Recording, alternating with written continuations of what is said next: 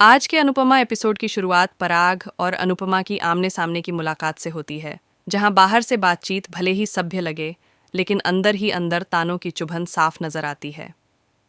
पराग अनुपमा पर कटाक्ष करता है कि अब वह हर क्षेत्र में अपनी पहचान बनाने निकली हैं, जिस पर अनुपमा बेहद संयम के साथ जवाब देती है और वहां से चली जाती है। लेकिन यह मुलाकात अनुपमा को सोचने पर मजबूर कर देती है कि पराग और रजनी के बीच कोई पुराना रिश्ता जरूर है।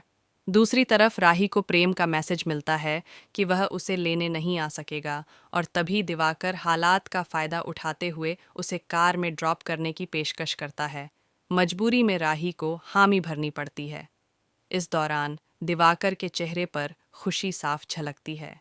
उधर अनुपमा वरुण को एक अंधे व्यक्ति की मदद करते हुए देखती है और उसके व्यवहार से प्रभावित हो जाती है, लेकिन दर्शकों को पता चलता है कि यह सब रजनी की सिखाई हुई चाल का हिस्सा है, ताकि अनुपमा का भरोसा जीता जा सके। वहीं पराग रजनी को अनुपमा से दूर रहने की सलाह देता है और कहता है कि जहां जहां अनुपमा जाती है वहां मुश्किलें बढ़ जाती हैं। लेकिन रजनी उसे करारा जवाब देते हुए चौंकाने वाला सच बताती है कि जिस चोल को गिराने की साजिश रची जा रही है, उसी में अनुपमा रहती है।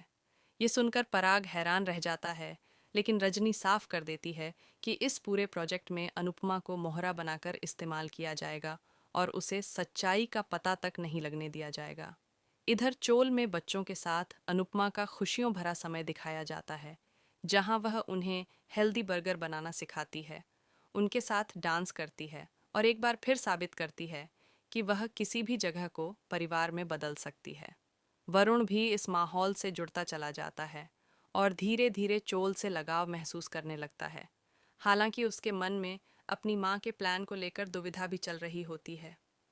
दूसरी ओर राही और दिवाकर की बातचीत में दिवाकर की सोच, उसके सपने और लड़कियों की पढ़ाई को लेकर उसका नजरिया सामने आता है, जिससे राही प्रभावित होती है, जबकि प्रेम अपने पिता के रियल एस्टेट बिजनेस में फंसे पैसों को लेकर परेशान नजर आता है और उसे शक होता है कि कहीं कुछ गलत तो नहीं चल रहा। चोल में खुशी का माहौल तब और गहरा जाता है जब परी और ईशानी को नए प्रोजेक्ट की सफलता पर पार्टी दी जाती है और अनुपमा उन्हें अपनी बेटियों की तरह हौसला देती है। लेकिन इसी खुशी के बीच रजनी की मौजूदगी आने वाले तूफान का संकेत देती है।